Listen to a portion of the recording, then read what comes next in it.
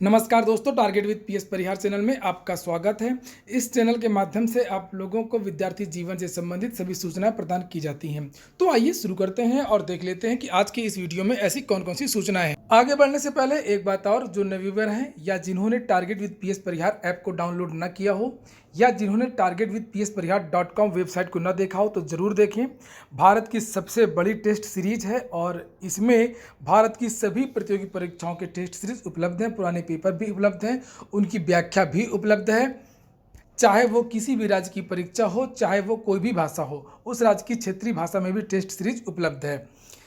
तो शुरू करते हैं आज की सूचनाओं को। सबसे पहली जो सूचना है वो है यूपी ट्रिपल एससी की। बहुत सारे विद्यार्थी लगातार प्रश्न पूछ रहे हैं यूपी ट्रिपल एससी से आने वाले रिजल्ट की। यहाँ पर देख सकते हैं, ये कोई मोहम्मद मुजम्मिल हैं और इन्होंने पूछा है कि कृपया मंडी परिषद के रिजल्ट के बारे में बताओ, रिजल्ट कब जारी किया जाए। एक और विद्यार्थी हैं, इन्होंने पूछा है गन्ना पर्यवेक्षक का परिणाम कब तक आएगा। एक और विद्यार्थी हैं सुमित कुमार, जो पूछा जिन्होंने कि यूपी ट्रिपल एससी मंडी परिषद रिजल्ट कब तक आएगा।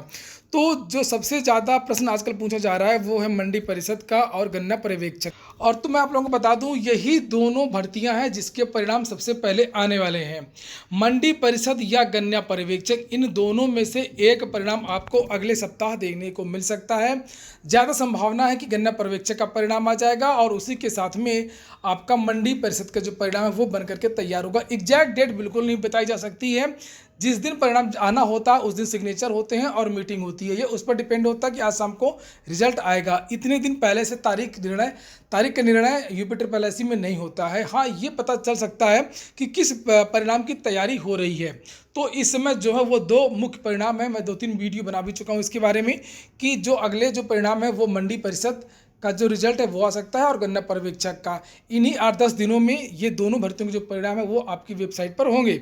इसके बाद में अगली जो सूचना है वो RO-ARO 2016 परिणाम की। RO-ARO 2016 का जो परिणाम है, इसमें काम चल रहा है और लोक सेवा आयोग को तो आप देख ही रहे हैं, वो यूपी ट्रिपल एससी की तरह नहीं है। वो लगातार परिणाम जारी कर रहा है, लगातार वहाँ पर काम हो रहा है, रोज़ वहाँ पर मीटिंगें हो रही हैं, रोज़ कोई ना कोई नोटिस जारी हो रही है। उत्तर प्रदेश लोक सेवा आयोग की RO-ARO 2016 का जो रिजल्ट है वो अगले सप्ताह। बहुत सारे विद्यार्थी आज के बारे में पूछ रहे हैं, तो आज ये परिणाम नहीं आ रहा है, ये परिणाम अगले सप्ताह आएगा और अगले सप्ताह लास्ट में आएगा और इसमें अभी काफ़ी काम शेष है। और अगर कट ऑफ की बात करें तो जो जिन विद्यार्थियों का 120 है वो सेफ हो सकते हैं। कट ऑफ 120-22 के आसपास रह सकती है।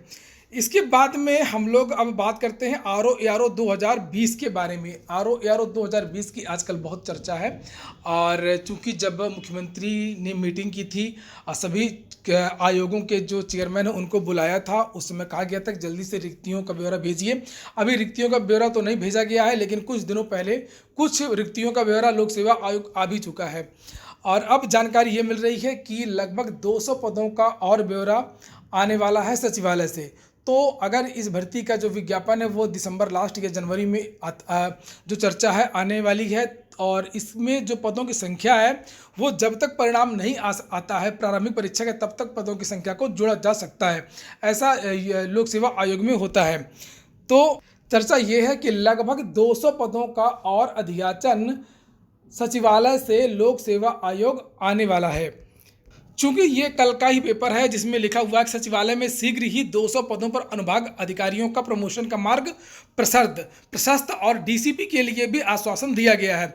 तो 200 ये जो पद होंगे प्रमोशन के द्वारा, नीचे समीक्षा अधिकारी, सहायक समीक्षा अधिकारी के जो अधिकारी हैं उनका भी प्रमोशन होगा और इस तरीके से ये पद भी आने वाली जो भर्ती है उसमें जुड़ सकते हैं। तो इस तरीके से जो अभी अनुमान है कि प्रारंभिक परीक्षा में कम से कम 450 पद हो सकते हैं। तो विज्ञापन भले ही 250 के पदों का आए या 300 पदों का आए, लेकिन आपकी जो भर्ती होगी वो मिनिमम जो प्रारंभिक परीक्षा का जो रिजल्ट है वो 450 पदों से कम का नहीं आएगा।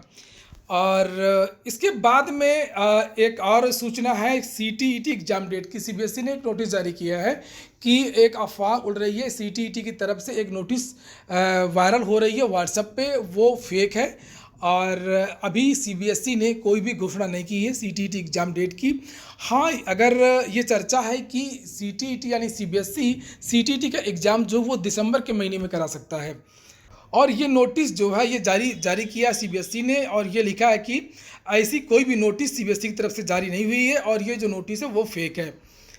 दोस्तों, वीडियो अगर आपको अच्छे लगते हो तो आप लोग लाइक अवश्य कर दिया करें। जो मेरा काम है वो मैं कर रहा हूं, जो आपका काम है वो आप लोग करिए।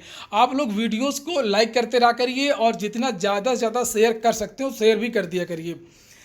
और नीचे लिखा हुआ है कि 37,339 पदों में 51,000 पद और जोड़कर नियुक्ति की मांग। विद्यार्थियों ने यह मांग की है कि जो शेष शिक्षा मित्रों के लिए जो पद रोके गए हैं 37,339, जब उस पर भर्ती की जाए तो जो उत्तर प्रदेश में खाली रिक्त पद 51,000 हैं, जैसा कि मॉडिफिकेशन एप्लीकेशन में सरकार की तरफ से कहा गया था कि हमको पूरी भर्ती करने दिया जाए, हमारे पास 51,000 और पद हैं, उसके लिए हम एक अलग से भर्ती करेंगे, उसमें हम शिक्षा मित्रों को मौका दे सकते हैं। तो विद्यार्थियों ने यह मांग की है कि दीपावली के पहले पहले 51,000 पदों को जोड़ करके इकट्ठा एक भर्ती, ये जो भर्ती होने जा रही है उसकी लिस्ट निकाल दी जाए और सभी विद्यार्थियों को नौकरी दे दी जाए। और ये ज्ञापन सरकार को भेजा जा रहा है अलग अलग माध्यमों से। और यहाँ पर देख सकते हैं लिखा है कि विषय 69,000 सहायक अध्यापक भर्ती हेतु रिजर्व ऑर्डर को माननीय सुप्रीम कोर्ट से रिलीज कराने या मॉडिफिकेशन एप्लीकेशन के अनुसार 51,000 पदों को जोड़ करके बचे हुए 37,339 अभ्यर्थियों को दिवाली से पूर्व नियुक्ति पत्र प्रदान करने के संबंध में श्रीमान आपको सादर अवगत कराना है कि 69,000 सहायक अध्यापक भर्ती का ऑर्डर माननीय सुप्रीम कोर्ट द्वारा 24 जुलाई 2020 को सुरक्षित किया गया था। 23 अक्टूबर को 3 माह का समय पूरा हो जाएगा। ऐसे में सरकार से निवेदन करते हैं कि यदि 111/98/2020 रामचरण मौर्य बनाम स्टेट ऑफ यूपी और 6687/2020 सूबेदार सिंह बनाम स्टेट ऑफ यूपी के आदेश का जल्द डिलीवर कराने के लिए एप्लीकेशन फाइल की जाए। विद्यार्थियों ने मांग की कि सरकार जल्द से जल्द ऑर्डर रिलीज कराने के लिए एक एप्लीकेशन दायर करे। नीचे लिखा हुआ है कि 31,661 पदों पर नियुक्ति पत्र बांटकर आपने ये साबित कर दिया कि इस सरकार और विभाग में योग्यता का कभी हनन नहीं होने पाएगा, किंतु इसके साथ बचे हुए 37,339 अभ्यर्थी और उनका परिवार अब दिन रात मानसिक अवसाद में जा रहा। कृपया हमारी पीड़ा को समझें। नीचे यह तीसरे नंबर पर लिखा हुआ है कि यदि यह कि ऑर्डर घोषित में विलंब की स्थिति में सरकार द्वारा दाखिल की गई मॉडिफिकेशन एप्लीकेशन और एएसजी महोदया ऐश्वर्या भाटी द्वारा सुप्रीम कोर्ट में सरकार द्वारा रखे गए पक्ष के अनुसार 51,000 पदों को जोड़कर हम बचे हुए 37,339 अभ्यर्थियों को इस दिवाली से पूर्व नियुक्ति पत्र प्रदान कराने की कृपा करें। तो 51,000 जिन पदों की बात सुप्रीम कोर्ट में सरकार ने कही थी, उन पदों को जोड़ करके इकट्ठा लगभग 90,000 पदों पर भर्ती की जाए। नीचे ये भी लिखा हुआ है कि 31,661 अभ्यर्थियों का वेतन यदि लगना शुरू हो जाता है तो एक जूनियर सीनियरिटी का एक भेद हो जाएगा, जो कि सही नहीं है। ये अन्याय है इन विद्यार्थियों के साथ जिनकी बाद में ज्वाइनिंग हो रही है। कुल मिलाकर के विद्यार्थियों की दो मुख्य मांगे हैं। एक तो यह कि सरकार सुप्रीम कोर्ट में एक एप्लीकेशन दायर करे कि सुप्रीम कोर्ट जल्द से जल्द ऑर्डर रिलीज करे, और दूसरी मुख्य मांग ये है विद्यार्थियों की कि जो 51,000 पद हैं शेष प्राइमरी में अध्यापकों के, उन पदों को भी जोड़ दिया जाए और लगभग 90,000 पदों की लिस्ट निकाली जाए ताकि जितने भी चयनित छात्र हैं सबको नौकरी मिल सके।